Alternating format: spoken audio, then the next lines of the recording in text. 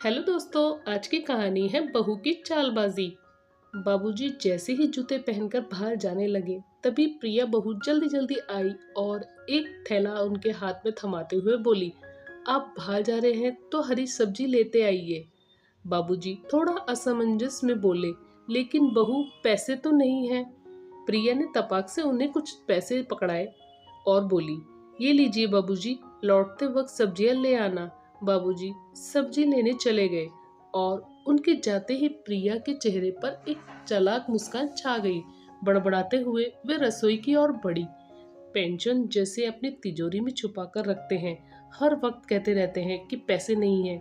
प्रिया को अपने कंजूस ससुर से निपटना अच्छे से आता था।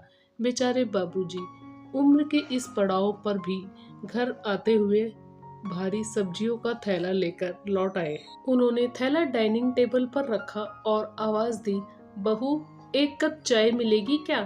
प्रिया ने चाय बनाकर सामने रख दी। बाबूजी ने जैसे ही चाय देखी, उनकी आंखों में नमी आ गई। चाय में दूध का नामो निशान नहीं था, बस पानी ही पानी दिख रहा था। बाबूजी चाय को बिना कुछ कहे उठाकर वॉश बेसिन में डाल आए।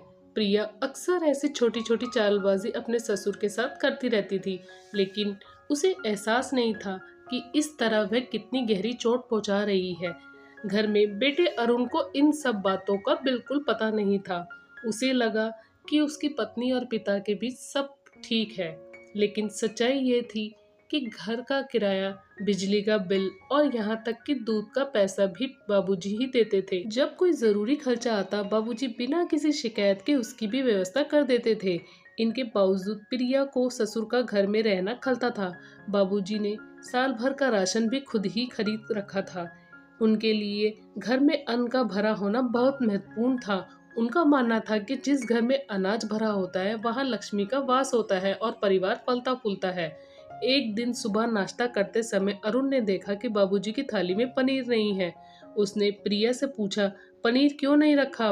प्रिया किचन से ही आवाज लगाई, दूध वाले को इस महीने का पैसे नहीं दिया, इसलिए 1 लीटर ही दूध रखा है। उसमें चाय बनाऊं या पनीर फाड़ूं? अरुण ये सुनकर सुन रह गया। अगले दिन से अरुण खुद दूध लेकर आने लगा और बाबूजी के खाने पीने पर ध्यान देने लगा। प्रिया ये सब देखकर मन ही मन जलने लगी और एक दिन ताने मारते हुए बोली, सारी कमाई बाबूजी पर ही लुटा दोगे क्या? अरुण का सब्र अब टूट चुका था। वह गुस्से में बोल पड़ा, तुम्हें शर्म नहीं आई बाबूजी के दूध में पानी मिलाकर देते हुए? और पनीर देने में तो तुम्हारी जान निकल जाती है। तुम्हारा और बर्ताव अब सहन नहीं होता। बाबूजी ने मुझे सब बता दिया है, तुम कितनी मतलबी हो। बाबूजी बिजली का बिल, घर का किराया और दूध तक का पैसा देते हैं, फिर भी तुम उनसे सब्जियां मंगवाती हो। 80 साल के बुजुर्ग से काम कराते हुए तुम्हें जरा भी शर्म नहीं आती?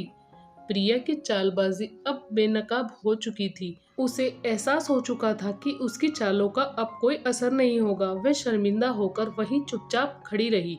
दोस्तों, आशा करती हूँ आपको यह कहानी अच्छी लगी। कहानी अच्छी लगे तो लाइक शेयर कमेंट जरूर करें।